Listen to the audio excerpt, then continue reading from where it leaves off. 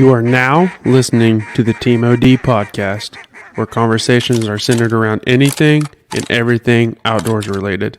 Welcome to today's episode.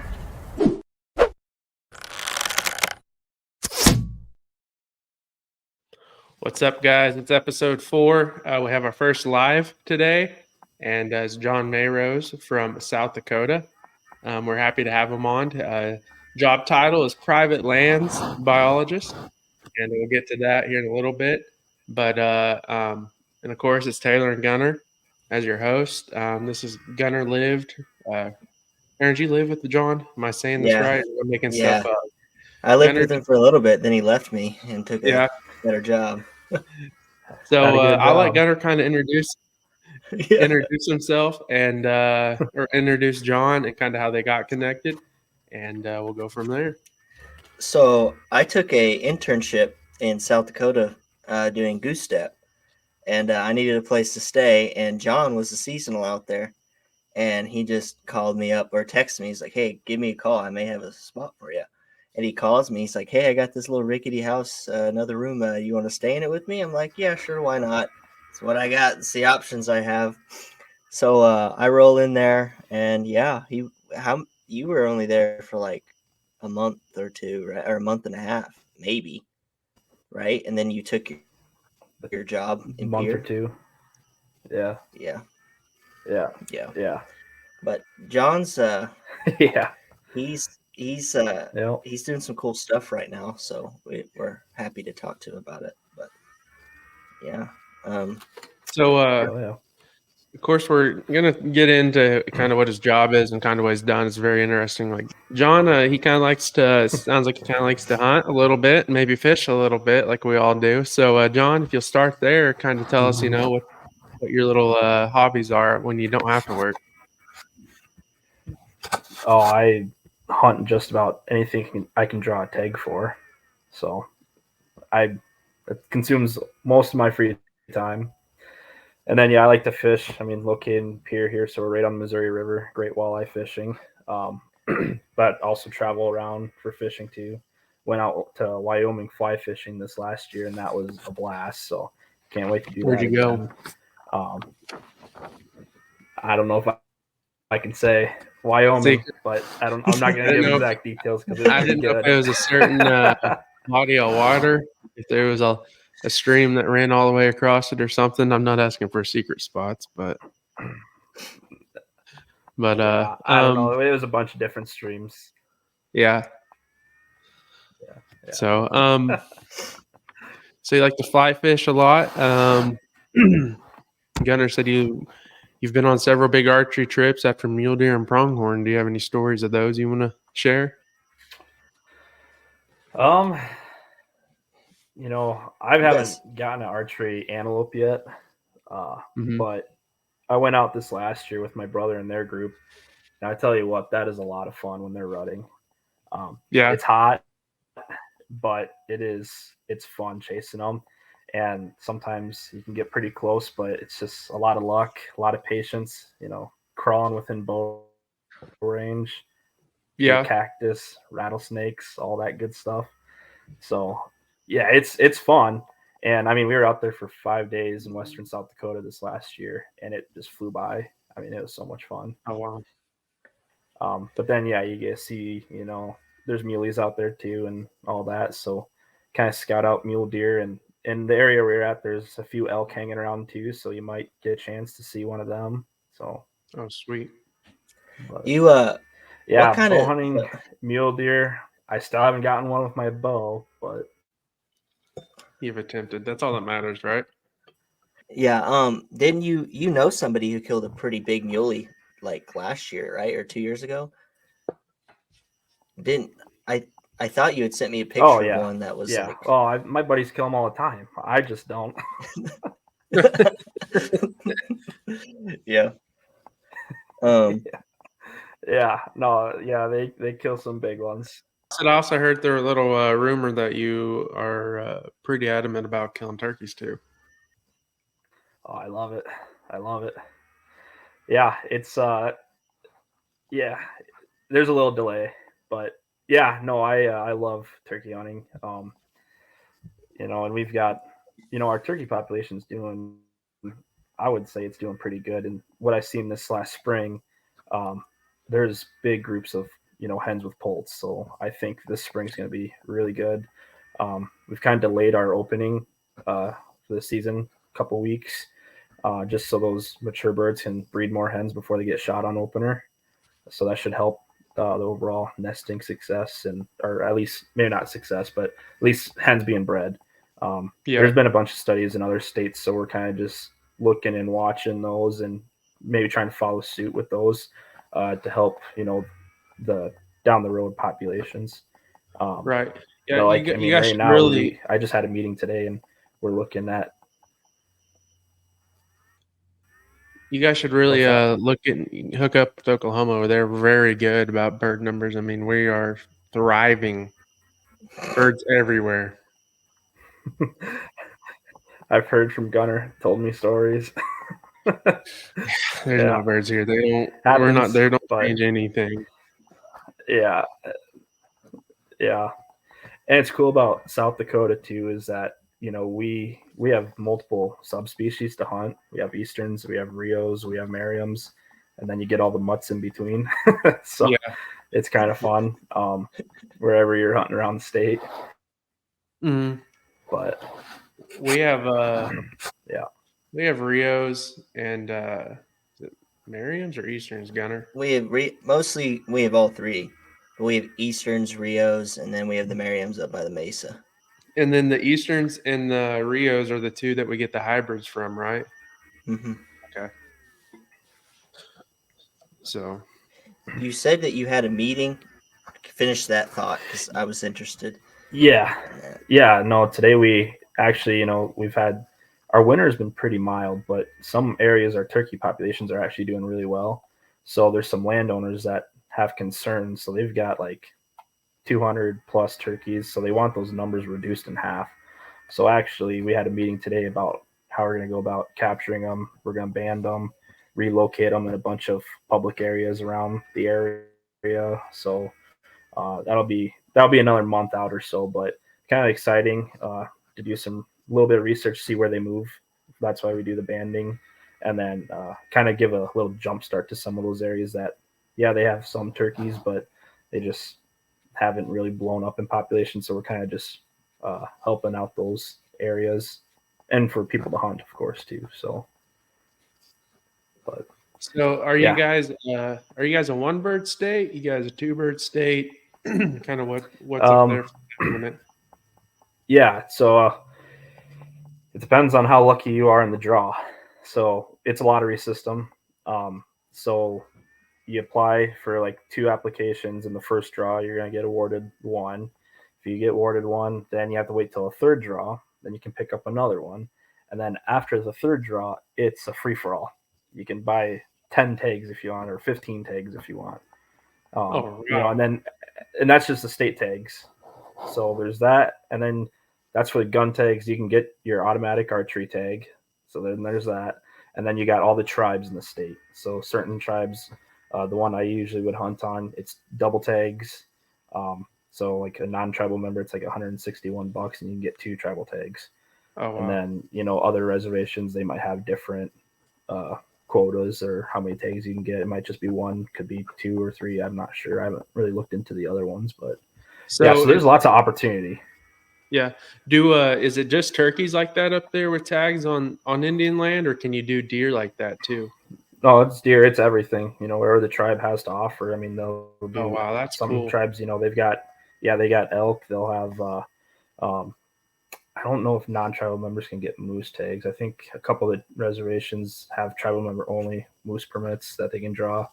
Wow. Deer, mule deer, like white-tailed mule deer, antelope, waterfowl, mountain lion, all sorts of stuff. So there's whatever they have.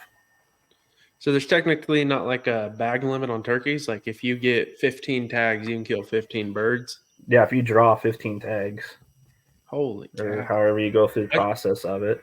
But as a non-resident though, you're probably only going to get 1. Or if you draw a unit, like certain units have double tags because there's so many turkeys. So as a non-resident, it might take you a year or 2 of applying, and then you'll draw that unit, and you could have 2 tags if it's one of those higher bird units. Otherwise, the Black Hills is pretty much you apply, but it's over the counter. Oh. So you can go to the Black Hills every single year and turkey hunt, and those are Merriams that you'll see out there. Or if you go through the tribal licensing, like go through one of the reservations, you're just not. They don't look at non-resident or resident of South Dakota. It's just non-tribal member. So, oh wow, and usually those can be like a first come first serve. Wow, that's pretty cool. That's cool that you have enough birds to be able to do that. Which Oklahoma, it's free for all. We don't have a draw, so regardless, our birds that we don't have are getting absolutely sloshed, and then so it's sad down here. Anyways, I'll get off that topic before it gets heated here. But no, I've also been on a 4 or 5 year dry spell of killing a bird in Oklahoma, so I'm not very. I don't get too pumped when I start talking about that stuff here. He did kill a stud in Colorado. Yeah, I killed. It would have ranked in the top 20s bird in Colorado all time if I entered it, but it is what it is. It's dead, and yeah, yeah. He's my buddy. My buddy said it's the biggest bird he's ever seen up there, and it was public land, as a do-it-yourself type of deal. It wasn't guided. People have asked me that. I don't know why. I mean, I guess public land is harder. Yeah. At times, but no, it's even a piece that the guy I went with hasn't even hunted, and we started walking, and I forgot my tag at home. Actually, pretty cool story. I forgot my tag at home, so I had to wait for the office to open at 8 a.m. up there, and the place we're gonna go was like an hour and a half, and he kind of knew where they roosted, so we're gonna go up there. Well, I said, wait, let me put a little wrench in the fire, and forgot my tag, so we waited at the office, and he said, hey, there's a BLM up here on the corner. He said, when I used to work up there 4 or 5 years ago, I'd seen a turkey there one time. Why not go try it? I was like, fine with me. Right. And I went up there, and we had a bird in back to the truck in 45 minutes. It was insane. So, heck yeah. And he was a giant. So, what's the most you've killed in a year or harvested? People get mad at that word too. Yeah. No. It's probably last year, I think, with 7. I drew 10. I know. I drew 10 tags for South Dakota, but the last 4 were in one unit where it was double tags, and I could have shot my 4 in my first sit, but I felt bad, so I was like, I'm just gonna shoot 1, so I can share with other people because it's public land, and I don't need to be greedy. That's conservation at its finest. I don't have to kill 4, but I did draw 4. I meant to apply for 2 tags. I didn't look at the fine details where it said it was double tag, so I put in for 2, but I got 4. And then I was just like, I could clean this flock out of toms, but I was just like, I'll let someone else that has a tag go out and go after these birds or whatever, So wow, I don't need to kill them all. Yeah. So I was content with 7. Me neither. That's why I haven't killed one in Oklahoma. Yeah, but you did kill one. Well, yeah, I killed one, and then I went to the neighbor. Got ate by a coyote. And by the time I got permission to go get it, I came back. There was a pile of feathers. Yeah. So you can't go over, unarmed retrieval on private land there. No, you have to call, and they can. Permission. Landowner can even say no. You could be looking at your deer over there, and if landowner says no, game warden. I mean, he can. You have to call the game warden, and if he tells the game warden no, then he can get a tag or a ticket for that, supposedly. Yeah, that's how it is for big game in South Dakota too. And I don't know. I'm not going to voice my opinion on it, but it's I know. I don't 100% agree with it, but also I'm at the point where I'm not going to get caught on someone place on trail camera like, who's this guy trespassing? Well, yeah, no, right. Listen, dude, I think there's got to be something there where it says, like, if you can visually see that it was taken well within public, and then you can visually see it's 2 feet over the fence dead. Mm-hmm. I feel like. Or there's a true blood trail. You should be able to. Now, if it goes in blind and and if it goes in there and you made a bad gut shot or something and it might not die or whatever, I don't know. Who knows? But if it's just you got a little faint blood and you can't even see anywhere out there where it's at, then landowner permission. But if you can blatantly see that it was there, it's not like you shot it right on the property boundary. I mean, I wish there was something that would kind of clear that Yeah, up. I But that's agree hard with that. from the law side too. That's where you gotta look at it from, for them to actually enforce that, though. It gets messy. So I can understand Yeah, why so you it's kind of cut gotta and watch a dry. fine line. Yeah. So you kill a lot of turkeys, apparently. So apparently, Gunner, I need a new friend. Kills a lot of pheasant Turkeys. too. Kill a lot of pheasant. He kills a Yeah, lot of Harvest pheasant. pheasant. Hunt a lot of pheasant. It's South Dakota. We got Yeah, pheasants. I forget about that. I've been up there once, and it was insane. Yeah, last year was really good on pheasants. This year was still pretty good, even though we had like a really bad winter. Mm-hmm. But the wildlife is resilient. So they will. I mean, what I tell people, the ones that were going to die, were going to die. Yeah. And if they died in the area, well, it's probably because there wasn't the habitat that could sustain harsh winters. So it all comes down to habitat. But yeah, we still had a great year, and our winter this year has been really mild. So I'm hoping we're gonna have a really great year next year, better than the year last year. But what I'm really hearing is South Dakota should probably bring in wolves, because they have an area that can really have a lot of food source for wolves, is what I'm kind of hearing. So if I need to, I can call my Colorado homies and we can get you set up. Hey, the only thing I'll say on that is we don't know the whole story with that. I'm not for or against wolves. If they're out there, they just got to be managed. But we don't know if the Colorado Parks and Wildlife is out there shoveling $80,000 worth of elk and deer depredation in that area where they released them, where people are losing livestock. So from these overpopulations of elk or deer, I don't know that side of the story. So yeah, I'm just saying everyone's bashing them, but it's like, we don't know. Maybe they have a strict management plan where if it gets over 12 individuals, they're going to get in a helicopter and go out and start shooting. I don't know. We don't know that. So I'm giving it the benefit of the doubt. I know where areas where there's less managed, but yeah. My only flip side on the whole deal is they took something that a biologist should do and voted it for the normal people to let it vote in. And that's where I'm like, that's not right. But that's my 2 cents. That's government. Yeah. That's anywhere on anything. Yeah. So let's roll into it. What's your job title, and tell us kind of what you do. Yeah. So I am a private lands habitat biologist. So pretty much what that is I work on private lands, because wildlife doesn't know the boundaries of public and private.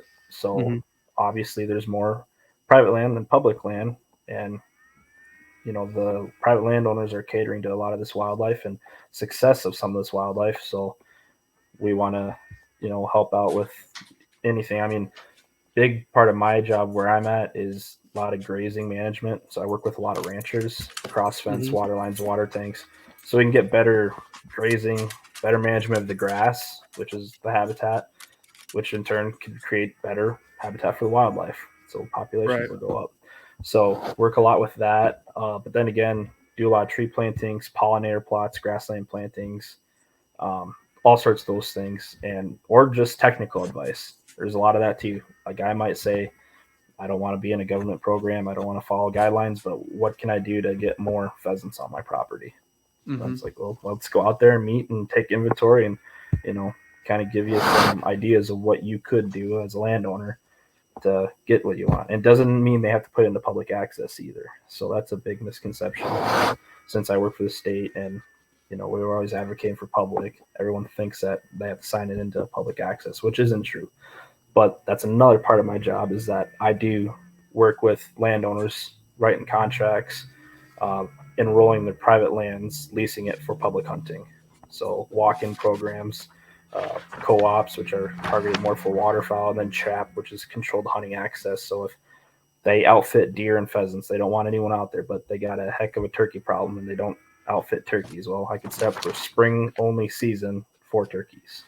So we have options that can kind of cater to what the landowner's needs or wants are. Obviously, if it's open for everything, that's when they're going to get the most payment. So, but But yeah, no, it's pretty cool making positive impacts on the landscapes, educating people, and then also providing opportunity for sportsmen and women to go out and hunt and enjoy the outdoors. So Yeah, it's a that's really really rewarding job.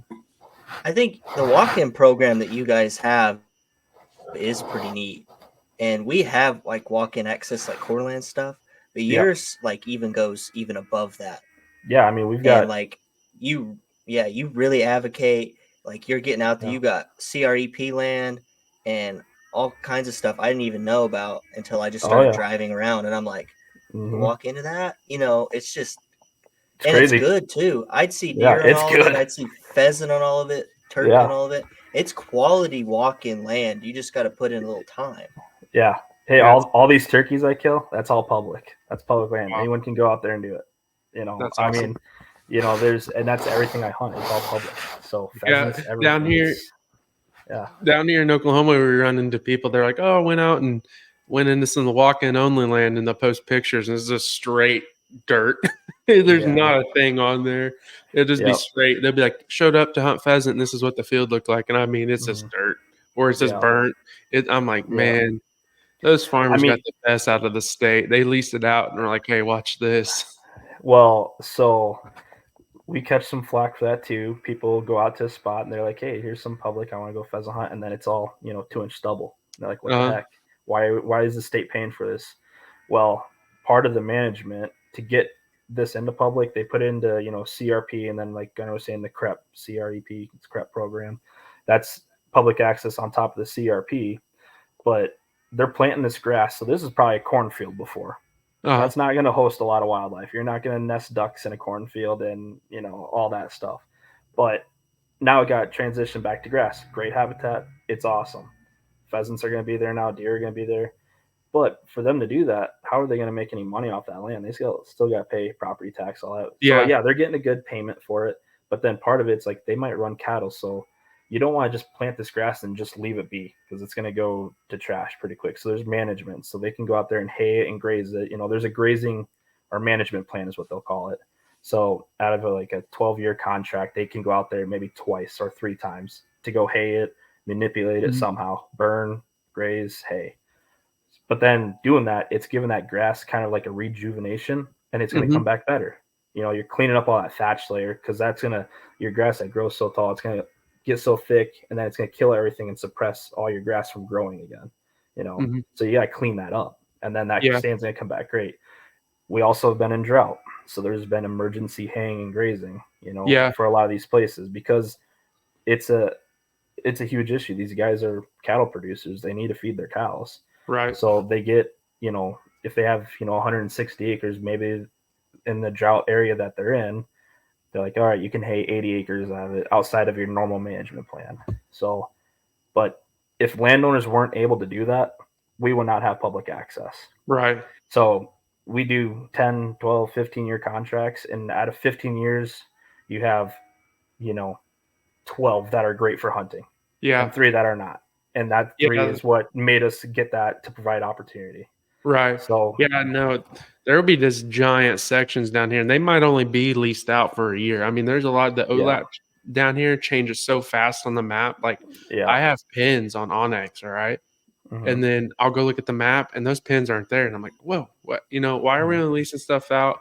And like I said, it's just insane. Like I just wish we could change some stuff like that, because it's not the 1 out of 5. I mean, it's not like 1 bad one, 5 good ones right here. It'll be all 5 of them are just horrible. And then next year, they're not even in the program. So basically, in my eyes, I might be wrong. Someone could tell me I'm wrong, and I would adjust my opinion. But it's like, hey, I'm probably not going to do anything with this year.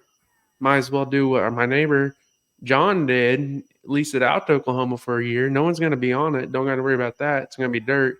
The next year, hopefully it won't be drought. And that's kind of, I wish we had a program like you're saying, because it would, our public would change. Our little bit of public we have, I think, would completely change. So, I don't know what the dynamics are down there, but I mean, and we do a lot of 1-year contracts too, because some people just want to test run it. They don't want to commit to a long-term deal, because when you get in the long term, we do sign-on bonuses, so they get a big upfront money.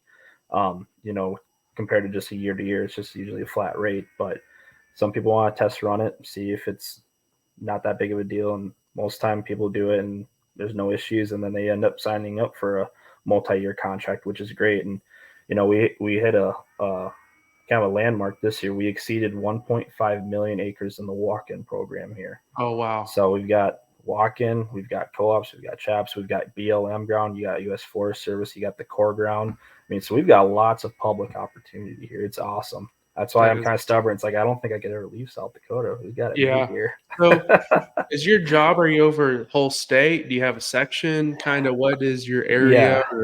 Yeah. So I'm like at a, you call it district level. I cover 7 counties in the central part of the state. So I get a little bit of like the East River side with farming and some, cattle, and then West River is mostly ranch ground. So get a little bit of both worlds. It's not just strictly ag or just ranch. It's a little bit of both. So, but yeah, I'm right here in the central part of the state. That's awesome. Yeah, there's 12 of us across the state. Wow. It's pretty neat. When you told me you got that job, I was like, man, that sounds neat. And you had to. So what's funny is when you first got it, and your stuff, and I remember you texted me, you're like, man, I got to learn some GIS stuff. And you just started troubleshooting, and that's a big part of it. People don't realize GIS is a big skill to have in this field. Yeah. Oh yeah. And yeah, you got to be able to use. It's a massive skill. Yeah, you got to be able to use mapping software and multiple ones. So I use GIS to make my maps for the projects and whatnot, and we heavily use that. But I also, like when I'm in the field, I don't have GIS on my phone, so I actually use Onyx a lot. So I'm using Onyx a ton. I'm not giving them sponsorship or nothing. We just use it all the time. Like everyone uses it.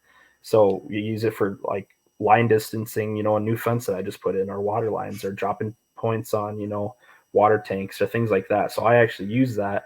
And then when I go back to my office, I can compare the data from there and then relay it to ARC and do all my mapping. It's not always 100% because, the curvature of the Earth and the spatial data between the two entities, but it's a huge help for sure. And yeah, I mean, I hadn't taken ARC in college, but when I started my job, actually, they provided training for me. So I got to go out to one of the universities in the state and did a week-long, kind of like a speed course where they train you how to do it. Plus I had, a lot of help with my coworkers that also brought me up to speed with it. And now I can go through it pretty easily. So, because we use it every day. Yeah. Wow. But, so you said you do some stuff. You said like watering holes, like you said water troughs. Did I catch that right? Yeah. Water tanks. Yeah. Water sources. You went over like 4 or 5 different things you did right there. Yeah. And so kind of explain, it sounds like to me, as a listener and not knowing anything you do, it kind of, you went over several things you did there. So kind of, I know you do so much, but kind of give us like maybe what a week will look like in your position. A lot of phone calls. A lot of phone calls. A lot of phone calls and a lot of coffee.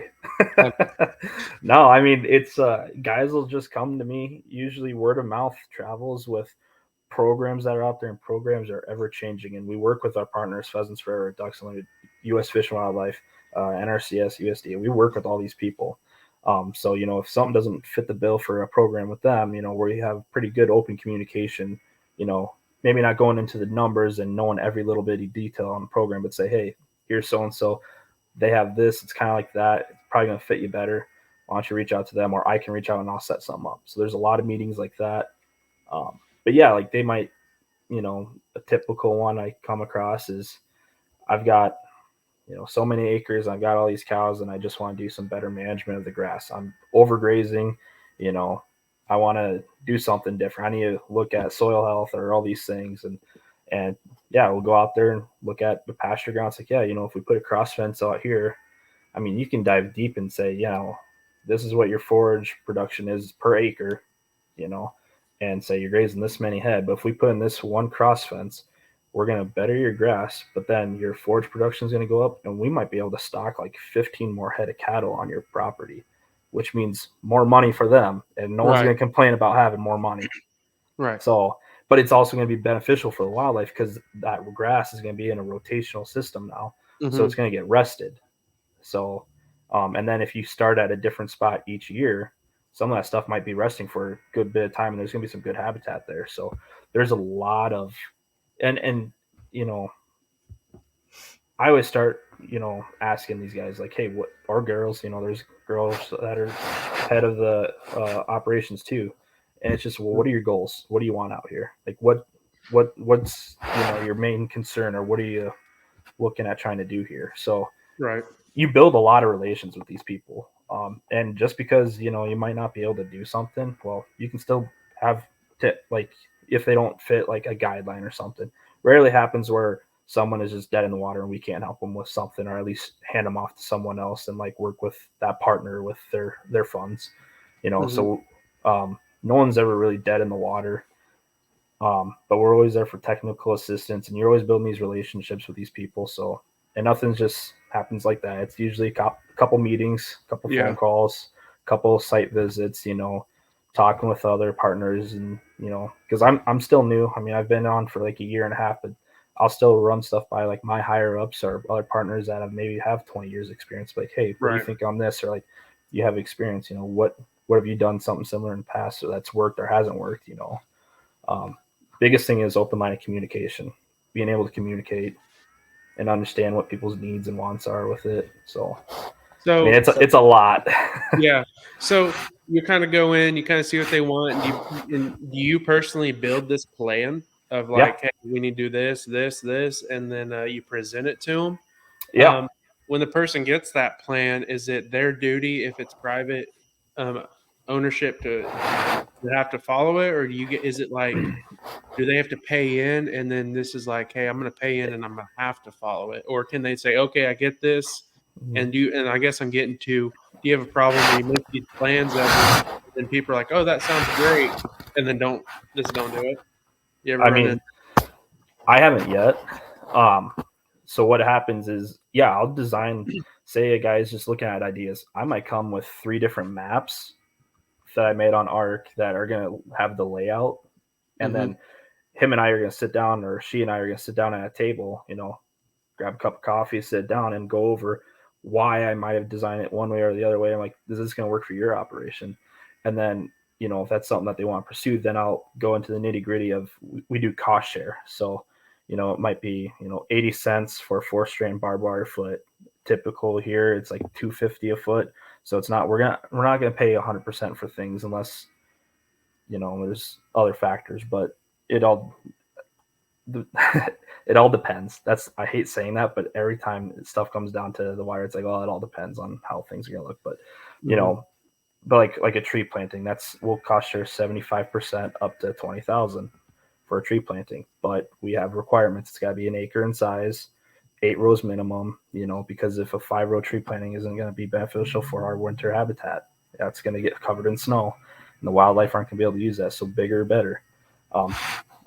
So we have these things, and then I'll run it through them, and then I can run like the estimates, like, hey, this is probably what's going to cost you. This is what you can probably expect from us after the project's completed. Does that look good? If it looks good to them, we'll sign paperwork. Then it's up to them to get the work done.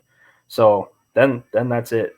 They'll come back to me and say, yep, I got, contractor went out there and he put up the fence, trenched the water line, put out the tank. Everything's good and gone. So, yep, I've got the invoice. So then I'll go out there, make sure that they built it kind of to specs that I designed. They'll have all that information in the maps and all that too, start and end points, will flag and all that. So they'll know. So just make sure that was done right, remeasure it, make sure it's all good. Take their invoice, I'll go through it. We have like an Excel spreadsheet where I just plug in the numbers, and it, spits out what our reimbursement is and what was the cost on them, to implement it. So that's what it is. It's all cost share. It's not paying everything. It's cost share. So we help them, the system, to get this going. Now, if they do public access, there's public access incentive payments and all those other things that, sometimes that might pay the entire bill and then some, plus they get annual payments. So, people are really good about it. I don't know. I've never had a contract where, an agreement where I've sent it off and I've never heard back from them. Okay. Everyone gets back to me. And then usually from that, it usually spawns, hey, in like a couple of weeks, can you come back out here? Let's look at this. And like they're wanting to keep, improving their operation, because all this stuff is going to be beneficial for wildlife, but it's also going to benefit their operation and their goals. So both parties are happy. And if I look at it as it's not going to be beneficial for wildlife, I might say, hey, I don't think this is going to be up our alley, but we can talk with this partner or something, because we are a state entity, so we don't have millions and millions and millions of dollars like the federal government. Now we do get federal grants, but still, like, NRCS has way more money than the state. So it's like, yeah, I kind of can't afford to do that because I don't see the benefit for wildlife, but let's go meet with so and so, and they're gonna down here I can still help with the planning and do all that. It's just the dollars are coming from a different entity. It's that simple. So okay, we're gonna it's a lot, but it's a lot. I was gonna ask, because in all of the classes that we take, I'm a range guy. That's my background. Yeah, I was gonna ask you, because you're a private lands biologist. Yeah. You are going to be at the front end of this. Has it gotten to you? Has like the big push for like virtual fencing gotten to you yet? Like, have they started trying to push that stuff yet up there? Because they're really pushing it down here, and it's just not affordable yet. So at all. Funny you bring that up, actually, Gunnar. I just went to a couple different workshops about that, over the past couple of weeks. And yeah, with that, you got to crunch the numbers on your operation. In certain areas, it pays to do it. Now, for smaller operations, probably not. But through some of those entities for virtual fencing, you can get 3 or 4 or 5 neighbors using one tower, and those towers only cost like 10 to 12 grand. Well, if you split that 4 ways, that's a drop in the bucket for those operations. But then again, like, people are worried, about them being able to see their data. Well, no, it's 4 guys can be on that one tower, but it's still confidential data. Now the collars are expensive. The batteries are $10 a battery. Subscriptions, I don't know if they're around like 400, 450. They lose collars, but it's evolving pretty quickly. South Dakota State, I was listening. They were the ones that I listened to present it. They're doing some test running with it. I think it's, from what they're finding, it can be beneficial because, and I look at it this way. We're putting in a lot of cross fence out there to better manage the grass, but you go out west and people are going to put in all this cross fence, and it's supposed to be beneficial for wildlife, but you can't tell me that's going to be beneficial for all the wildlife, especially you get further west where you get migrating elk and mule deer and antelope. They really get into the sage grouse. Sage grouse, yeah.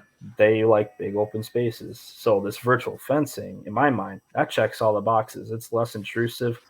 It's kind of funny because guys are going to be able to ranch from their couch, but just pull up their phone and draw them up. But I'm gonna pause you guys right there, because explain to me. You guys have a great idea what it is. I know of what it is, but you guys have done. Gunnar's going to college, learn about it. You're going to places. Explain, if I had no idea what it was, what this virtual fencing is. So I don't know, Gunnar, do you want to take it away, or you want me to go over it? So I can give you my side of it, and then because you listened to some more stuff than me, I bet. But basically at Oklahoma State, they're doing stuff on it right now. So they're putting like transformer type tower, like he was talking about the towers, and they like kind of ping off these collars. Think about a shock collar you put on like a dog or something. They're putting collars like that on these cattle, and they're giving like this virtual fence that they can't cross, or it like shocks them or buzzes them or something, and they know to stay in that. They've done studies with cattle. They're starting to do stuff with goats, like with the woody encroachment, to try to, like, if they want this area to be grazed up in that woody encroachment area with those goats. They're starting to do stuff with that a lot.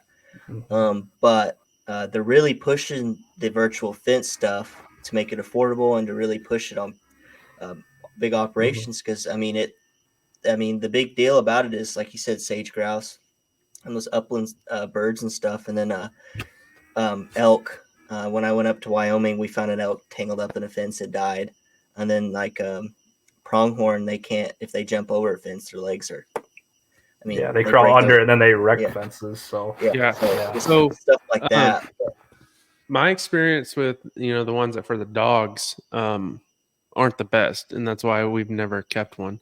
So when what's the structure on these fence? Say if a livestock, because Gunnar knows me very well. I'm very agriculture background, so that's kind of where my thought goes.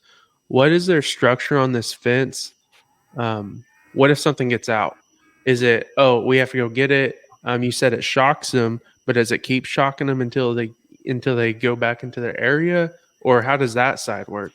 So you're never gonna fully get rid of fencing. You're always gonna need your boundary fence. So if they get out of the virtual fence, they're still gonna be on your property, just not where you want them. Okay, so you're never gonna get rid of your boundary fence. It's basically gonna be like a cross fence if you want exactly. to build. Okay, but the thing is with it too is that you're going to be able to they have collars, so you can log on to the app and look and we got one that's kind of pushing the boundary. So those boundaries you can set them, to 5 foot or 25 feet tune when they're getting close to that fence, and then once they actually get into it, then it'll zap them. And it's not like they're just getting tased. Yeah, I understand that. It'll just give like a little pulse. Yeah, and then they'll come back. But yeah, sometimes you get the wild ones. Yeah, and you gotta take them to market. Yeah, but cash in on them real quick. But and then sometimes like there's guys that use this stuff out in like the Rocky Mountains in Colorado, and they're leasing Forest Service ground like up in the mountains, and they said like they've had incredible success with it because not only are you managing where the herd's at, but you can see where they're spending their time at and maybe where they're overgrazing. So you're going to get better utilization on your landscape. So you're getting better grass. Oh, that's pretty cool. Better movement of the cows. It's like, yep, they're in here, then here. Yeah, you can already see like they can look at thermal and see where, it's like a thunderstorm map. Like red is where they've overgrazed and green's where it's still lush. So it's like, all right, let's like make we're going to fence out this area, like riparian areas. People don't want cows going into those areas because they get stuck or can get sick, and some stagnant water around stock pens, they run them up. Well, we can have our big fence here, our boundary fence, and then we want to do this quarter, but we don't want them to go through that, so let's just do another little line right here to keep them out of that little chunk. So you really can manage that grass really well. That's pretty cool. So I think right now there's no cost share set up between federal or state agencies or not, NGOs like PF or anything.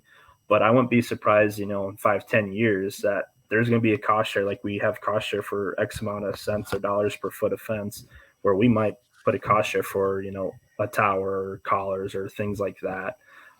So there's, I think it's coming, but the next thing that the towers might go obsolete and it's just going to go right to satellite. But those subscriptions are probably going to be expensive, but like all new technology, it starts off that way. But once it's around, it's going to be very affordable. So I bet, in my lifetime, we'll see it where they're going to be connected to satellites. People are going to ranch from their dining room table. Yeah. So say if someone has this, how do they set up? Do they go like on their iPad, on the computer? And like, it's a Google map. All right, I want the fence here. Yeah. Now, that's it. Yeah, they'll draw it up right then and there, hit start, and it runs it. And then because the guys were like actively, like the rancher that I talked to, he was from Colorado. He'd have one paddock, and he's like, all right, we're gonna move them over here. So then they would make an alleyway of this virtual fence. Oh, they're closing down the one, and then they're moving. Yeah. So he's like moving them, and the cows know what's going on. He took videos and was showing us this. I was like, that is crazy. Like, yeah, that's awesome. So my family runs a huge stalker operation, and we have, they have I know it's at least a half section, and they had it. They did what, 40 acres, alley in the middle. Costs a lot of money to do that, and then they got to go get the cows, push them up, and so it's 5-strand barbed wire everywhere. So they ran all this money. So something like that would be crazy, and it benefits because the wildlife, like you guys said. And so I'm not huge in the research on this. So I'm like learning a lot, put a lot together. So that's awesome having you on. But like when I was working there and I was seeing these fences, I was like, holy cow, these people built at eye level. So and this is why they want them built. They want them eye level to human. So these big cows don't want to jump it and do this. And I'm like, holy cow, the deer, they're gonna have a hard time, crossing this. And then they put it low to the ground, and I was like, the hogs are gonna tear this up. Guess what's happening? They found deer in the fence, and we found hogs just blow through it because it's not gonna hold back when the hog decides to go under it, kind of like antelope. So and even when we design like our cross fences for grazing systems and whatnot, we call it a wildlife friendly fence because we'll put like spacing, like, hey, are you running calves out here or not? Are they all gonna be yearlings or bigger? Okay, well, we probably can get away with like a 3-strand barbed wire because if they get out, they're just going to get out into the other pasture, so it's not really an issue. Yeah, you still probably want your 4-strand or 5-strand on your boundary fence, but not internally. Yeah, but then we'll do bigger spacing, so when deer or critters are trying to jump over, their legs are less likely to get caught. And then like the bottom wire, we won't do barbed wire, we'll do a smooth wire. Yeah. So like, especially we got a lot of birds here, like a lot of pheasant hunters. So pheasant guys love it because their dogs aren't getting cut up by barbed wire. Yeah. They're just running under smooth wire. So it's great. It checks a lot of boxes. Yeah. But there's no true 100% wildlife friendly fence. So that's where this virtual fencing is really checking a lot of these boxes. And it's really cool, but you gotta run the numbers to make sure it works on that operation. Well, yeah, but I mean, up front, it's a lot of money. But I just had family deer, and when we had that freeze, that when the ponds unthawed, they lost 4 steers in the middle. So if you do that, I mean, 1,200 times 4, and that's minimum. 1,200 times 4, that's a lot of money. Well, if those towers, they could literally, the freeze comes, hey, I don't want my cattle to go around this. Boom. Yeah. Around there, and they wouldn't lose. Ideally, I mean, some things are going to go wrong, and you're going to lose one here and there. But instead of 4, you might have lost 1 in the next 5 years. Yep. And then that's cool. I haven't really heard about the virtual fence. That's crazy. And they're really working on the economic side of it because you still do have to run cattle through chutes and change batteries. Especially if you get cows that test that boundary a lot. You might only get like 2 months out of that battery, but they say, typically it could be 6 months to a year. Figure maybe twice a year, you're going to have to run cows through chutes again to replace those batteries. And that takes time to get that collar off and undo the bolts and then put that $10 battery in. But I mean, when you can look at and this isn't the same for everywhere, but if you can look at how much more forage production you're going to have and better utilization of your grass, because that's the one thing you can manage is the grass. So if you can better utilize it, you're going to put on more pounds. Eventually down the road, it's going to pay for itself. Yeah, and that's and it's not going to work everywhere. But the stuff is ever changing and evolving. So this data, this information, it's all going to, there's going to be more done with it. So down the road, I mean, there's some exciting things going on with it. Yeah, I mean, look how fast Wi-Fi is involved in our life, our life alone. I mean, when we were kids. Yeah, everyone's like, Wi-Fi sucks. You hear all our grandparents get so mad. And now here, I mean, it's our life. I mean, this is what we're all through using now. I mean, I can look around. Look how far your cell phones come. Yeah, and it's like, so that wouldn't be a problem. And looking on the cattle side, you have all these old mindsets of, well, that's going to cost me money, but something like that, if you could. The guy that's on the fence line, no pun intended that we're talking about fence, but on the fence of, well, if I do that, what's going to, I like deer, but what I mean? I like money more. But if you're like, hey, you can cut this, get better grass, help everyone, then that's a huge selling point in my eyes. Yeah, and down the road, that's probably what's going to happen is that, hey, have you thought about virtual fencing or anything like that? And like, no, let's dive into it. So before you even sign paperwork, it's like that might be part of our jobs of Powerland biologists is going out there and running the economics of it and say, this is how much it's going to cost you to do all this fence work. That's only going to last, 20 to 50 years, depending on where you're at. And then here's this virtual fencing that you do like one time. Maybe you have to do an update once in a while, with software. But we'd be able to sit down and run these numbers and say, yeah, actually, virtual fencing is not going to work for you. We got cost share for regular fence. Let's just do that. That's probably what's going to happen. But, in certain areas, it's going to definitely be worth it. And especially in your core areas like your sage grouse country or antelope country or where you've, migrating corridors for big game, further west like Montana and Wyoming where they have migrating elk and muleys, and antelope. Like that's where it can really make a huge difference too. So but like some guy over in Ohio, maybe it doesn't make sense. Smaller tracts of ground, it just kind of all depends. I hate saying that, but that's what a lot of these things always come down to, is it depends. Oh yeah, I mean that's the way it is. That's the way everything is. But I really think that's something that potentially has a chance to blow up in our life. We'll see it. I think we'll see it more. I mean, I'm already intrigued by it, and this is the first time I've really heard it. And you're talking about one of the downsides would be these cattle have to go through a shoot every 6 months. Well, they already do. So right, yeah. You know what I mean? So just technically, regular maintenance. Yeah, I mean it's just another thing you got to add to it. That I mean, so. Yeah, it's interesting stuff. I was wondering if it had gotten over there yet, like if you had started having South Dakota State's been South Dakota State's been doing some research. I know, like Gallagher, like we use Gallagher goose depredation, putting up Gallagher fences.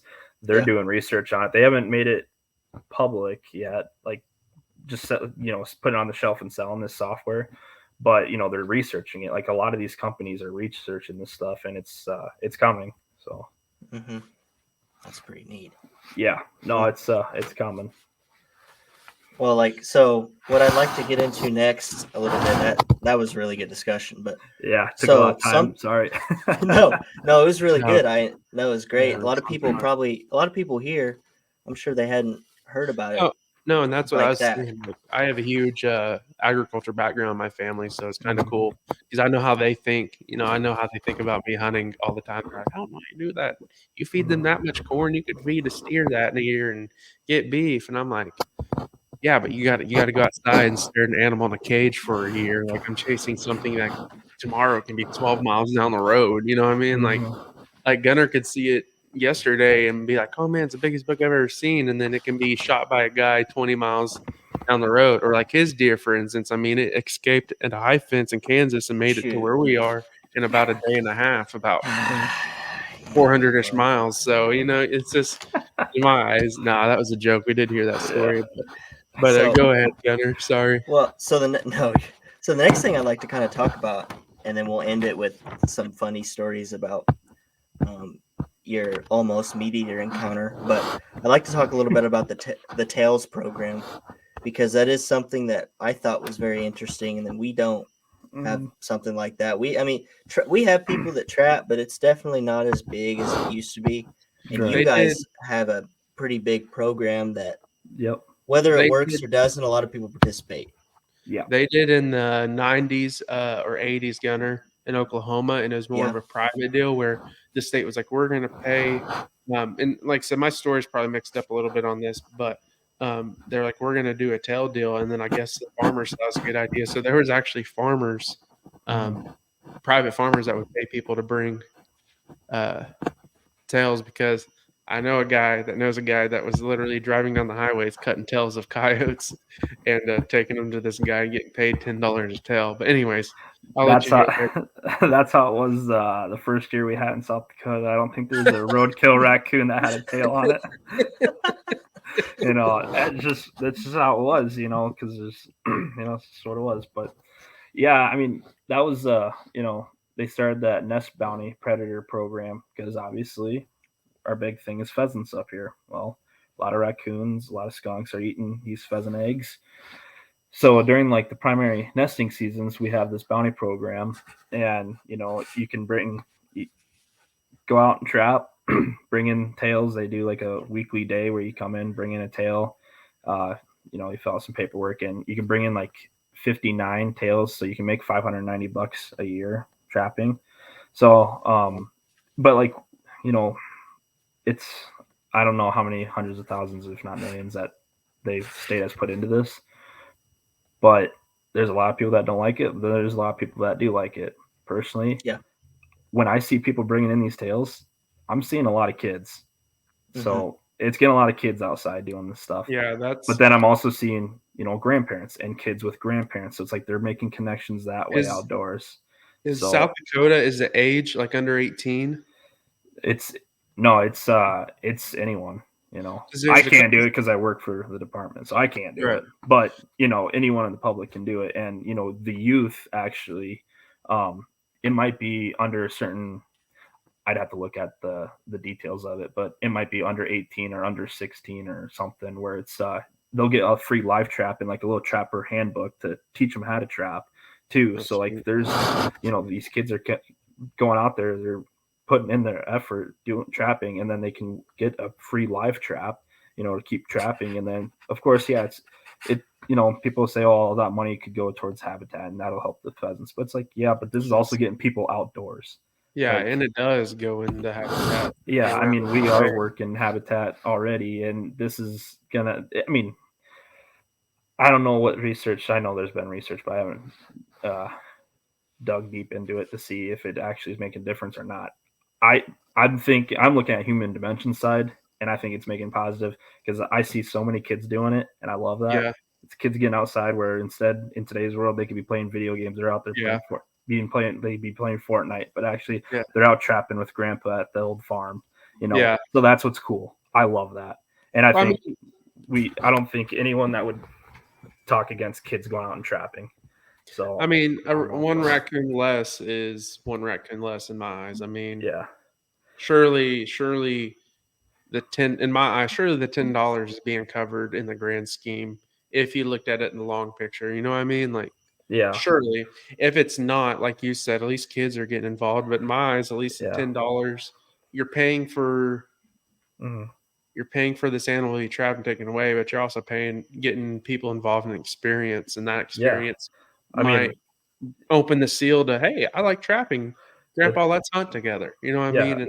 That's exactly it. You're gonna make some core memories with your family and friends, and then it's also a gateway. Yeah, they start off trapping, and then next thing you know, they're going to hunter safety, and they're gonna go get their first pheasant license, and it kind of opens doors. So I think it's an awesome thing to do, and it's a little side thing that kids can get involved in, and I don't know. I'm a fan of it. I like. What's that? We would do anything for $20 as a kid. You catch 2 raccoons, you're on the top of the world if you're an 8-year-old. You know it. Yeah, and if you get 59, if you're that good, you get $590. Yeah, as a 10-year-old, holy crap! I would have bought a PlayStation 2 back in the day, but I don't think I'll buy an Xbox anymore. Yeah, right. But no, it's I'm a fan of it. I think it's good getting kids, and I mean, it's not really targeted just for kids. It's Nest Bounty program. It's everyone. But what I see a lot was a lot of kids, a lot of grandparents. I think it's awesome. So I like to see it. And we have a quota. I think I don't want to say the wrong number. I want to say it's like 500,000 is what we pay a year for it. I think for the bounty program. And I think we've met that every single year that we've had it. So people are out there doing it. So $500,000 or 500,000 tails? $500,000. $10 a tail. What is that? So that's granted, that first year there's a lot of roadkill raccoons, but I will say now you don't see that as much. People aren't too that's about it. But you're technically saying with the people that are paying, regardless, they probably still do it even if the quota is made. You know what I mean? Yeah. But you're looking at 50,000 nest graders. So Oklahoma, if you're listening, we could probably start something like that. Yeah. Because this dude's killing 7 turkeys a year, and I'm killing 1 every 5. So hey, statistics. I took it in college. I'm not always gonna say stuff's the right or wrong way, but I just see it from what I see when I see people coming into the office. So I get excited. When I get told, hey, go grab more live chops, there's more kids coming in to pick some up. I'm not mad about that. Yeah. So that was cool. That was one thing I got to do. I know it was like, oh, I got to stay after work today and do tails, but I got to see all that, and it was neat. Like you said, it's neat. It's neat seeing all that. It's not great smelling skunk tails, but so real quick, what animals are you looking at? Hold on, you're about to see a blur, and it's my dog that thinks she needs to get on. Okay, she didn't jump. I'll give it a second. Get out of here. All right. So what like critters, I guess, do you take? I'm guessing coyote. It's raccoon, possum, skunk, badger. I don't think coyote's in there. Fox might be, but we really don't get a lot of fox. People actually would rather people not even shoot foxes or trap them. Kind of down here. They're kind of wanting to flip it because coyotes are more of the issue. And people actually more or less that I talk to enjoy seeing the fox. Yeah, we do too. Yeah. So, but yeah, main one is raccoons, skunks, possums, mostly raccoons. I caught when me and Gunner were catching. The day I checked, there was a freaking fox in the trap, and I was like, "All right, buddy, listen, I'm going to let you go. You're going to get out of here." And the last lunge, I just saw, and I was like, "Oh no!" I felt bad. When I told Gunner and Steve, I was like, "We got a fox, and I killed it." Like I felt horrible, but no, It's part of it. Part of it, normally it doesn't happen, but that thing was very stressed out, and it did what it did, and yeah, at least I didn't let it go and suffer. But no, that's and also people listening, and this can be a question that comes up. The reason why they do tails is they don't want all the corpse come. They don't want all the bodies of these animals because then they got exposed. So then that $10 has the overhead. So everyone that wants to be a Karen or a Richard, that's the answer for that. Mm-hmm. So that's awesome that you guys do that. I wish we would do more stuff like that, but we're losing a lot of people in our state for other states for that reason. So once again, if you're listening, the right person. Anyways, Yeah. so you talked about what you do kind of in your daily job. You you said you work with a lot of people. We went over the tail program. Did you and when Gunner was an intern up there, did you guys do that internship together? Yep. So you two kind of discuss on that. That's a topic that I think is really interesting too. Yeah, not a lot of people know what the heck goose depredation is and how big of an issue it is, because you tell them that you fence out Canada geese and they're like, what the heck? Why are you putting a fence up for geese? I can fly over that thing. Yeah. No, I mean, I did it for a long time. I did all my internships for that actually because I enjoyed it. I liked the area. I liked the staff that we had there. Like, it was great. And I really liked all the landowners. I liked helping them out. And we would essentially put up fences around sloughs and lakes, bodies of water, to keep geese from going in and eating on the wheat and soybeans, because during the summer months when they nest, they start molting, so they can't fly. So that's why we have to put up these fences up. But like, there's a lot of water up there, so you can't see every parcel of ground from the roads too. It's hilly, so they can, if they don't get messed with, they can take out acres and acres, and there's no crop insurance for that. So these guys are just out acres of their beans and wheat. So yeah, when there's geese out there present with goslings, they'll call us and put up fence, other hazing methods, stuff like that. And then at the end of the year, when they start flying again, and conveniently right when school starts up, it's a mad dash to go out and pick up all of the work you did all summer in like a 2 or 3 week window. So we did it.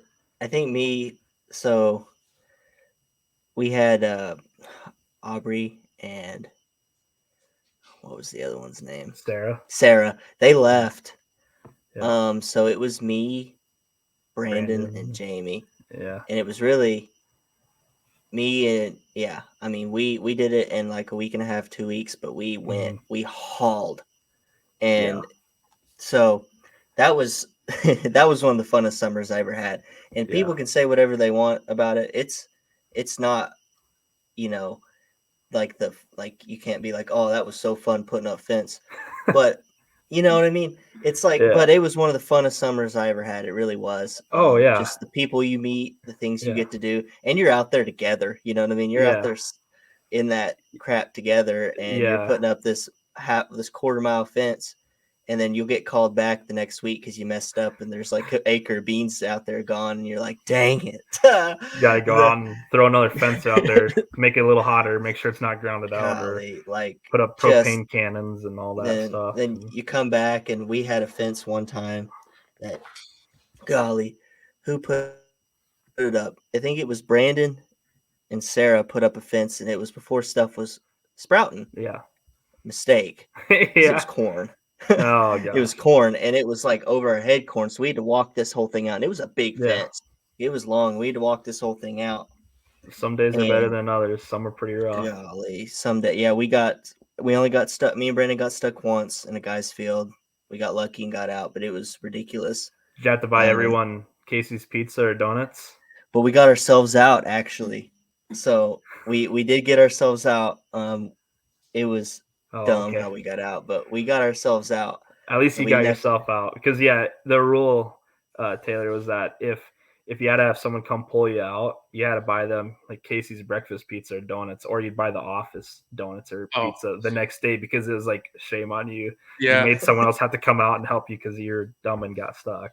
Yeah. So yeah. But so when you guys were doing that, is there like, do you have a more of like a statistic or number, like what a goose could do in damage?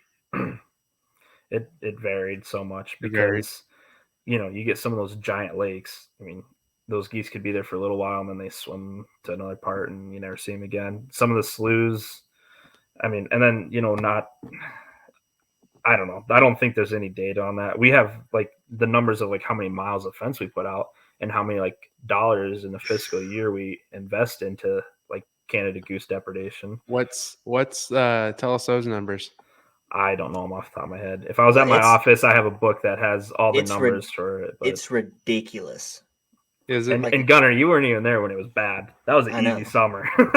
It's ridiculous. Like ridiculous the miles of fence. You don't realize it. Yeah. Like you just go throughout a whole summer. You're like, oh, it's a half mile. That's 0.2 miles. Yeah, it's a lot of point something mile fences. Yeah. Like, oh, that's a 0.9er, or that's a 0.8, or that's a mile fence, 1.2. It's well over, logging this. Yeah, well over 100 miles of fence. So what when you guys are saying this fence, talk about how you like how to put it up and kind of what it is. It's just what's the wire? Like a, I don't know. It's a hot wire, but it's not like it's poly. Not. Yeah. So you're running all this poly wire, or wait, no, poly is the smooth metal, ain't it?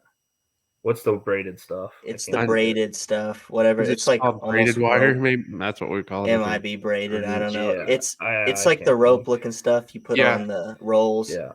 And we'll have a guy in the gator throwing stakes, and then a guy behind there, and it's your gator's feeding line, spooling out line, and then the guy back there is just putting it on fence.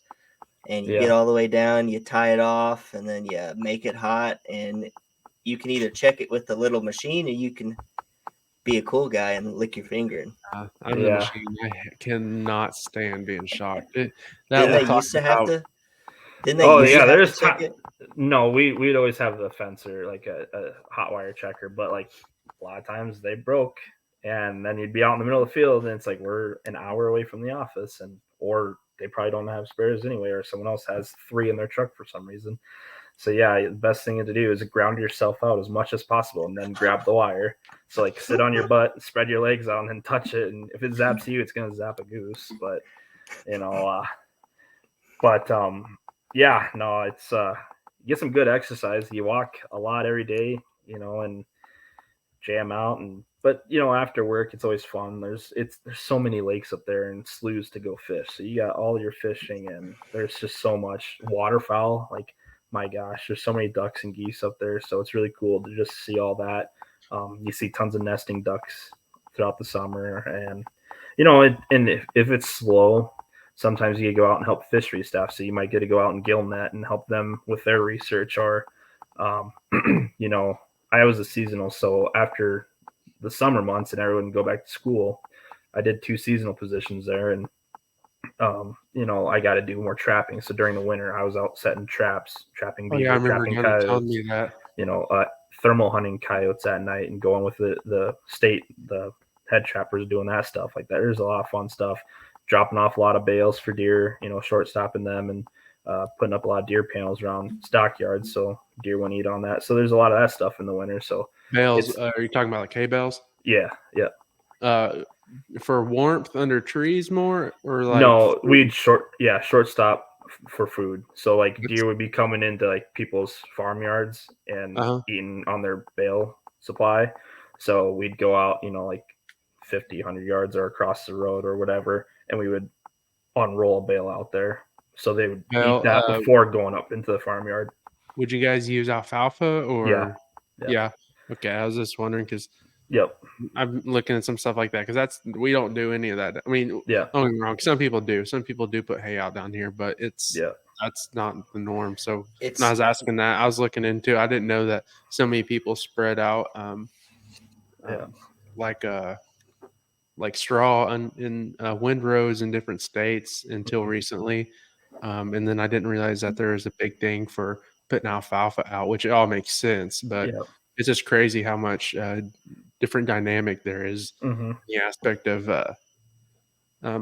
wildlife management. So, no, it's fun. It was always different. You get to meet a lot of people. You see people on good days, and you see a lot of people on the bad days. So it's customer service, and you gotta deal with some of that stuff, but you gotta understand where they're coming from. They're out money. Yeah, service with a smile, right? Yeah. So I mean, you don't blame them. So that's why I really liked it, because it's like I wanted to help these people. Yeah. I understood, and it's like I like to hunt. I don't want these things to get eradicated out of here or do whatever, I want to do what I can so we can have spots to hunt and just manage this. But I wanted to help these landowners too, and just make it, work. Get your geese off my beads. Yeah, some people would be upset and say that we put them there, but it's like, no, they flew here. Trust me, they're not paying us to plant geese. But but it was fun. It was fun. I enjoyed it. Yeah, I did too. Yeah, Gunnar told me a lot of stories, and from what I heard, I mean that's awesome experience that he got to do, and from what I've heard from it, I mean that's pretty cool. It's really cool. I shouldn't say pretty cool. That kind of is rude, I guess. I'm sorry, but no, he was telling me. I mean, I was just like, holy cow, it's crazy that people have to go through that. And because down here, we don't really have that anywhere else. Yeah, we have locals, but that's about all you're gonna get. Like even North Dakota, they got a lot of waterfowl, but they don't do what we do. They give out kill permits, and that's it. And we will do kill permits too when it's really bad, but it's something that we don't want to advocate for. Yeah. So up there, you have people begging for to remove the geese. Down here, you're having cities secretly pay people to kayak out to these islands and dip all those eggs in canola oil to suffocate them. And people knew that, and where I was talking about, I mean, they would lose their mind. So it's funny hearing the two sides of everything. I mean, and I personally know the guy that kayaked out. He said he was so scared, and he said he felt so bad. I mean, that happens though. I mean, we do that too. Sometimes they drill nest, but then sometimes the geese, they know too, so they might re-nest, so it might have not done anything. But in certain areas, it's like, up there it's not as big of a deal because there are so many geese everywhere. But maybe people don't like to hear that side of things, but it's like, you don't live there and you're not losing your butt on 80 acres a year like that. You're just flat out that. So you gotta, it's balance, man. It's just balance. Yeah, and people don't understand that. Everyone's like, we want the grass to grow and not get cut, and we want the geese to live forever. But and they don't understand that this stuff is to protect the animal and protect them, or protect the human. And that's what I know in the areas I was talking about, that Oklahoma is they do that because the amount of geese we have in those areas. I mean, we're having wrecks, we're having people stop to let them cross the road, which I do that too, don't get me wrong, but the amount of time where they cross is the most when you're trying to get to work. Unreliable. I mean, these geese are crossing over this just barely over a hill, so you're sitting there and then they're having wrecks. I mean, there's people I know some people that got severely hurt, so I mean, they got to limit it to protect everyone. And so you just gotta balance it out, and people's gotta see sides of every story too. And there's those three stories and everyone wants to look at one of them. So right. So another cool thing I want to talk about that involves you both is Gunnar always told me about this fishing, and I was supposed to come up there that one time with him, but I didn't get to. And we've talked about coming up there multiple times. But what's up with not liking? Is it Northerners up there? Is that what, Gunnar? Northern pike. Yeah, you guys not really cuss them, but you guys really shake a stick at them like they're not fun. Nah, everything's about walleye and perch out here. And then if you go West River, it's all about, your bluegill and bass fishing. But Yeah. and then you go further, like in the Black Hills, and it's trout and whatnot. But everything is the walleye is top tier. So it's just you go catch pike. Like, I mean, in the winter we'll go out and spear pike, like, and we'll eat them. Yeah, that's fun. But like when we're out trying to catch walleye, and it's like, snot rocket, just snap your line right away. It's like, well, there goes an $8 lure. Like, yeah. Thanks, pike. People don't understand how walleye taste either. I mean, walleye is uncomparable to a lot of fish, especially cold water. Catch them ice fishing. It's even better. It's even better. Yeah, when we're up in Colorado, we go up to this high stream, and Gunner knows what I'm talking about, and and our other buddy, both of our buddies, both of them named Tanner, they would know what we're talking about, and it's very cold water up there, and their meat's almost orange like a salmon, and we don't really keep fish, but when we go up there and you keep them, I mean, just the taste, which it might be some of the scenery, because we're what 3-4 miles in, Gunner, to pack into this place. We go in originally like 2 or 3, and then we'd even work up the river like a couple miles. Like, it's ridiculous. It's a stream. I mean, there's some areas it's only 6 inches deep, and you're like, there's nothing here. And the first time I went with my buddy Tanner Rust, I was like, this dude's crazy. I mean, the fish have to be this big. Yeah. And he'd be like, hey, throw by that little rock over there, and it'd be just about that big. And he's like, throw on the other side, let it go. And you're like, okay. That was the first time. Yeah, that was the first time I ever fly fished either. And he's like, anytime that strike indicator stops, you yank, because there's going to be a little cutthroat or a little, because it was just such tiny stream. Like, even if it stopped, you probably had a fish on, and it was just like cutthroat, brookie, cutthroat. I was catching 100 fish. I don't even know how to fly fish really. This is like the 4th time ever. And I'm sitting over there like, guys, I'm catching like a fish every cast. And they're like, oh no, we are too. Like, just ridiculous.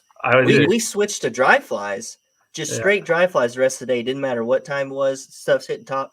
Eventually, we went to dry flies because it was just like, you put a nymph down there, you're catching a fish in like 0.2 seconds. Yeah, it's a blast.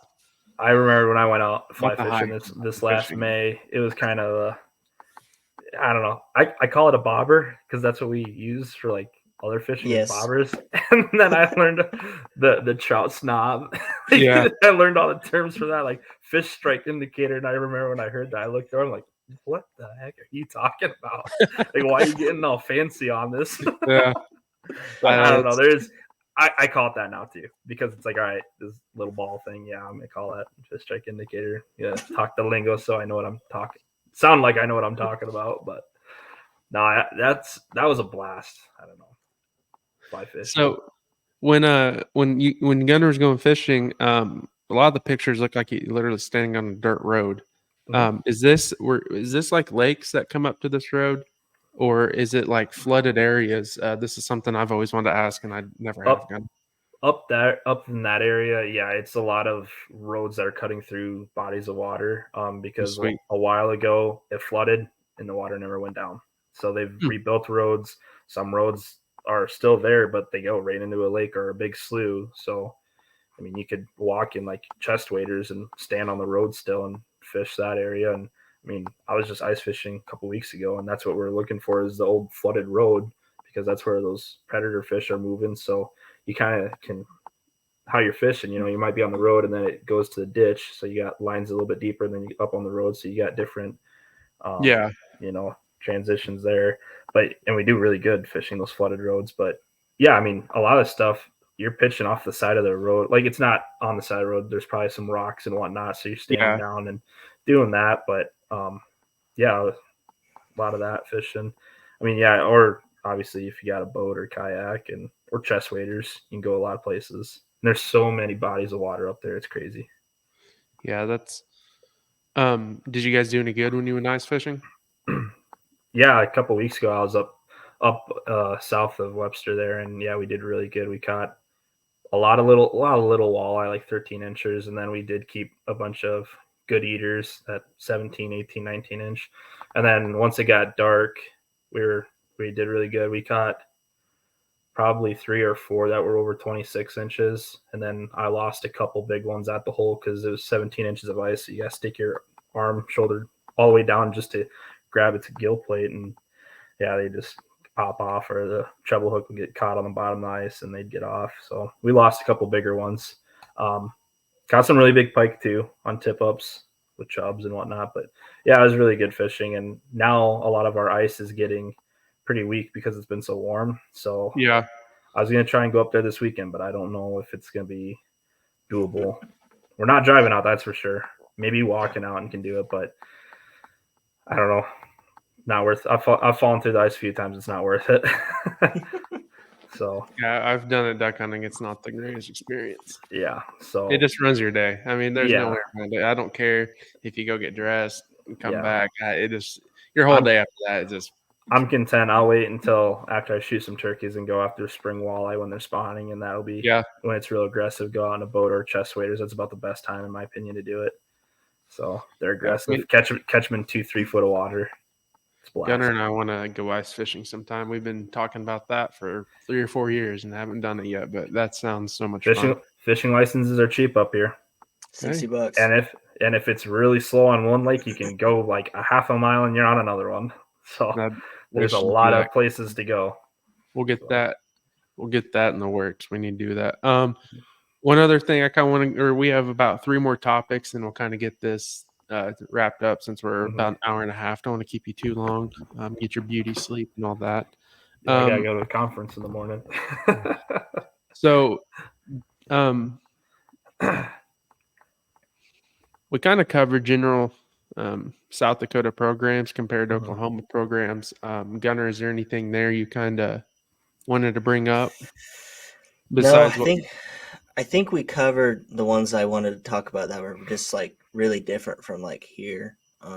Which we do. We do have some cost sharing stuff. And then I know we do a lot with cedar trees. Let me rephrase that. I shouldn't put a lot in that statement. Let's go back to we do cedar tree stuff. Like removal? Yeah. And we're kind of the spearhead up here and we're trying to get it on top of it. And it's a slow process. And so up here, I mean, it's like they'll break up a 160 to 40s, and then they'll have like a 4-year or 3-year deal and rotational burn. Or are they doing a lot of mechanical work? Cedar or skid steers come in there, and it's kind of aggravating because the people that are doing it, this paying process is slow. So these people are doing the work, and it's just hurry up and wait game. It's like, you can go in there and do it, but don't get this much done until year 2. And they're like, we can get it done in 4 days, and it's still the same. Anyways. Yeah, you knock one of those big ones down, and then you're gonna have 50 little ones the next year. So you gotta stay on top of it. It's a dog chasing its tail, and like I said, there's a lot of stuff that I don't personally agree with. I'm sure there's someone that could sit down with me and go over it with me, and I still probably won't because I know how stuff works. But I'm like, well, you took out that 40 acres, but now the good trees there, the birds are going to eat the berries and still landing in them trees and still pooping those berries out or the seeds out. So we're back to square one in 10 to 15 years. Anyways. Yeah, you'll never fully. Yeah, like you're always going to have to do that management. Biggest thing is getting that management plan set and then get the neighbors on board too, because you could be doing it if they're not doing anything. Well, kind of maybe not wasting time, but it's like it's hard to make a positive. And it amazes me how long a cedar tree can actually lay in a field, even after like people are like, oh, you just burn it. Well, it takes 3 or 4 burns before it starts breaking up. I don't know if it kind of depends how hot your fuel load is and all that. So there's a lot of variables in it. But that seed can be viable for a couple of years in the ground. So you doing one burn is not going to solve it. You're going to have to do a burn every 2-3 years, but everyone who has done a burn, it's like your forage production goes up so you can stock more cows out there. So, like it pays to do it. It's the natural way of doing it. I mean, I know liability is a thing, but like here, as long as you have a burn plan pulled together and you got liability insurance already on your property, well, you're covered then. as long as you have your bird plan. And then we just light them and go. Yeah, I wish we would do that, but a lot of people are still nervous about fire. There's more people that are getting more in tune with it and realizing the financial benefit of it, because you spend a lot of money mechanical work, but it's not, you barely make a dent, and equipment breaks. Why not just throw a match and let it burn? Right. It's more cost effective. You're gonna make a more positive impact on that landscape. And but people are nervous with fire. So Gunner and I are huge burn fans, especially me. I just love fire. I mean, if we talked about his old teacher yesterday too. I was at a cedar removal little meeting down there. Old John Weir, yeah, man, that guy. I love listening to him. He's got some great presentations out there. And we had a guy. He's actually one of our partners. He's asking, how soon can cows go out after a burn? And I always think of John's picture because he has one of a cow standing over a fire already rooting around through it. And I was like, I was about to email John today and say, hey, can you send me that picture so I can use this as a reference to show people? Because everyone's like, how soon? And I'm like, that's how soon. Yeah. I mean, he'll send you anything. I mean, he's a good dude. Oh yeah, I listened to 2 of his talks, and it was. And then another guy that I didn't even know was at that conference in Nebraska a few years ago. He brought it up yesterday with some of their research with sending fire through fences and whatnot. And it's like, it doesn't get hot enough to knock these fences over, and if it burns up a wood post, it's probably sitting there for 40 to 60 years, and it probably needed to be replaced anyway. So they've done studies. And John talked a lot about that in one of the presentations I listened to. And it's like, all these things that people come up with excuses. It's like, it's not that bad. Yeah, it's funny. It cracks me up. People get so upset about stuff, and then you bring up the facts, and they're like, that's not true. I'm like, okay. I mean, and it's not like we're just going to willy-nilly light stuff on fire. Yeah. I mean, we don't do it as a state agency or anything. Like, we don't do that. There's private entities that are like starting coalitions and whatnot. A lot of landowner-led coalitions, but they're not just going to start a fire at random. Like, they are going to wait for the perfect conditions because they don't want to torch it over the neighbor stuff, because then it only takes one bad accident or something that gets out of control, and now no one's going to touch it. But where they're doing a lot of these burns at is along the Missouri River. So that's your really big fire break. So fire's going to run into the river. You're good, So we have the Arkansas River surrounding our place. So we used to, now since some of the families, there's death in families, and some families, some crazy family stuff. So a lot of the land's broken up around our neighbors. Right. But when I was a kid, I mean, there was probably 3 or 4 of us maybe that owned about everything out there, and or leased, and we leased most of it at the time from our family, and we would. I mean, I forget how many miles would burn to the river, but it was so fun as a kid because they would always, this guy, he's still alive. He would always be like, every time, this was his key speech to me. You like fire, son? And I'd be like, well, yeah. He's like, well, let's go. And he would light up the torch, and we would just take off on the 4-wheeler, and then at the end of the night, I mean, we would start, probably about noon, and at the end of the night, it'd be about 1, 2 in the morning, and everything would almost be burned, but be going towards the river where it can't get anywhere. And it would look like a crazy war scene from a movie. I mean, it was so cool, like getting on top of a hill and just looking down. It just looked like you're either in like a dinosaur in a meteor shower or in a crazy war scene, but it's so cool. So Gunner tells me that you're kind of famous. You kind of got you almost got on the meat eater, and you and Campus Waterfowl are pretty close. So let's hear about this. Well, I mean, the meteor thing was that was a long time ago where I got invited to a big turkey camp, and the one year they were talking about some of their staff coming out and joining on this turkey camp because there's like 30, 40 guys that go to this turkey hunt every spring. But that was also when COVID started, so it all fell apart. And I don't know. That's just what one of the guys told me that knew him or something, that was a potential. But that's pretty much all it is with that. Now, well, didn't you find some duck hunting land? Yeah, Kinda. through friends, but I wasn't on that. I know you almost get to go, and then you didn't, and that was actually the Meat Eater episode on Netflix, wasn't it? Yeah, it was just one guy that went on that one, but no, big one, yeah, Campus Waterfowl though. That I don't know if you guys ever watched those videos. Yeah. Oh yeah. So Derek, so I met Derek at college actually at South Dakota State. He's the run that runs Campus Waterfowl. So yeah, I've been on, he'd usually do a kickoff either at like North Dakota or South Dakota State, just because we started a little bit earlier than southern schools and whatnot.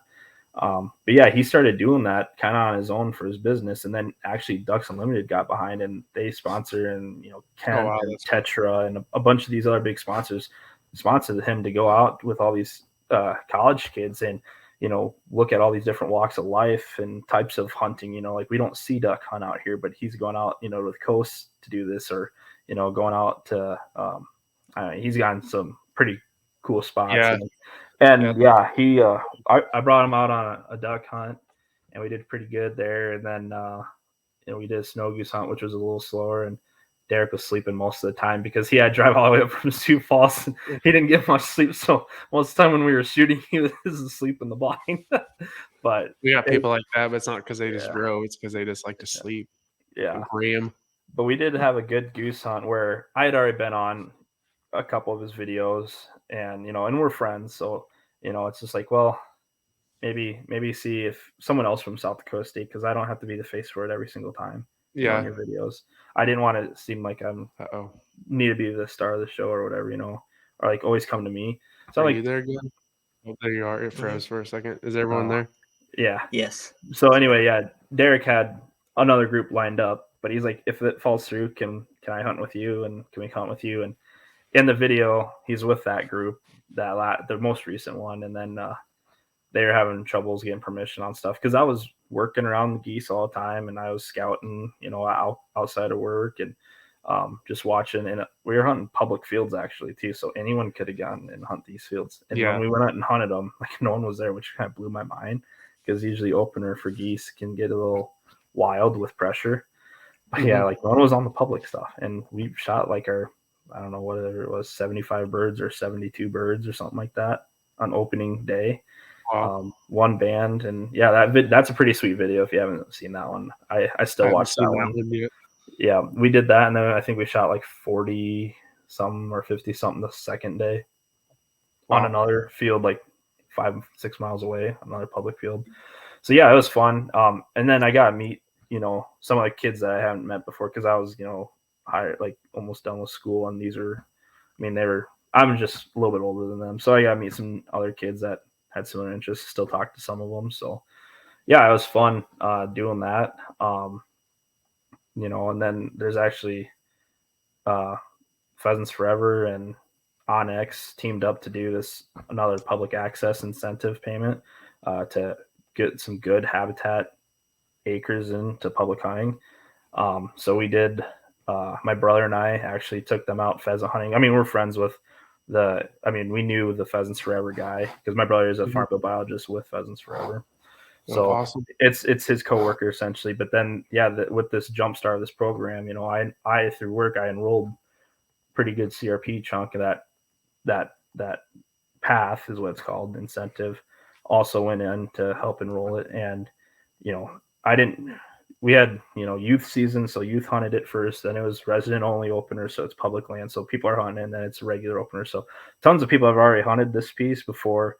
Brent, he's their upland bird guy from Onyx. So Brent came out, PF's camera guy came out, and then Jake, who's from State Farm. No, I can't remember what his title is now, because he just got promoted to another. He did he? Yeah. So, but he came out, and we all went on a pheasant hunt. We did some, we were in Pierre area, so we went out and chased some prairie chickens and sharp tails on the grasslands. And then, on Saturday we went pheasant hunting, and there's like 6 groups at this one piece. It was kind of ridiculous for it's public land, but we were shooting birds. Everyone was shooting birds. So it's awesome. It was good. And it's one of these sweet places. So they've got that. They did a little highlight video of it. And then all of us went over to the eastern part of the state and hunted with my brother on some of the stuff that he enrolled in the public. And we actually met a guy that drove up from Missouri, who heard about that on a podcast, and we met him at the same parking lot. And we all hunted. So I mean, you just network like that. It's so cool. Like we're all going out there. We're all killing birds, and it's good habitat. And I mean, yeah, it was fun. And they got a big video promotion for that, and it's going to be dropping next year sometime, I think. Oh, sweet. And their goal was 10,000 acres of new public access, and I think they're pretty close. Oh, wow. And that's this started in like early to mid September.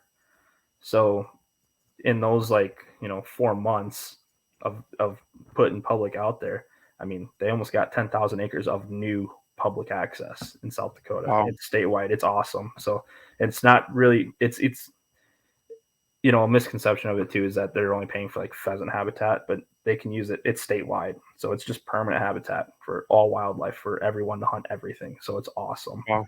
It's been pretty good. And I know Pheasant Fest is coming up in Sioux Falls at the beginning of March. So they're going to be talking about that there. I think Cal from Meat Eater is going to be speaking at that, or I think he might be the moderator for that. And then I'll be there too, working at like a habitat booth, habitat planning, and then, helping one of our upland game bird biologists too. They haven't told me exactly what I'm going to do, but I'll be out there helping, and that's a pretty cool event too. If you guys haven't been to Pheasant Fest, lots of vendors, writing it down. Lots of dog trainers. There's so much stuff that goes on at it. I mean, it's a 3-day thing of just like a sports show, but it's pretty fun. You learn a lot of stuff, meet a lot of people. It's pretty cool. Yeah, one of our team members, Kyle, he has a lot of family up there. That's who I went and hunted with, and they hunt 3 or 4 times a year, and Sure. I'm sure they've been, but no, that'd be something I'd be interested in going. Yeah, the event rotates around, like Minneapolis one, but this year it's in Sioux Falls. So, and I went to it a handful of years ago, and it was in Sioux Falls, and I thought it was awesome. You can learn so much and listen to research, listen to dog training, all sorts of stuff. So, gonna remind me to look at that. Yeah. Oh, it's pretty fun. It's coming up first weekend in March. So, while ago, it's my kind of last big question, and then we'll kind of wrap it up. Mm-hmm. You're talking a lot about coffee. So how do you drink your coffee? Black, and then if I really need a kick in the butt, but if I'm just gonna sip on it and enjoy it or whatever, just like I drink a Folgers Colombian with like a little caramel macchiato. Yep. So I'll do that. Yeah, I'll do that. But like if I'm gonna go sit down at like a diner, it's usually going to be black coffee because it's way better. And I I put a little half and half in there. I'm not full. Yeah. I'm not a full man. Yeah, I'm just a half one. If it's Monday, he's playing Metal Mondays on top of the coffee. Yeah. Metal Mondays. You got to jam out to some Metallica. Just start your week. Yeah, you got to get your day going on a Monday. I know that feeling. Everyone drags to work, and I'm blasting heavy metal, getting fired up for the week. Talk habitat. Yeah. So I was watching TikTok this week, and some people started playing Nickelback and like some like Creed and some throwbacks. So this Monday, that's funny you said that because this Monday morning I was driving. I was like, Creed's making a comeback. I was like, oh my gosh, you remember that? And I watched it Sunday, that TikTok, and I was like, that TikTok I watched? I was like, hey, Siri. And I was, Yep. So, but, no, it's fun. So if someone from here is interested in what you do and kind of want to talk to the state about coming out to their place in South Dakota, where's the best place for them to reach out?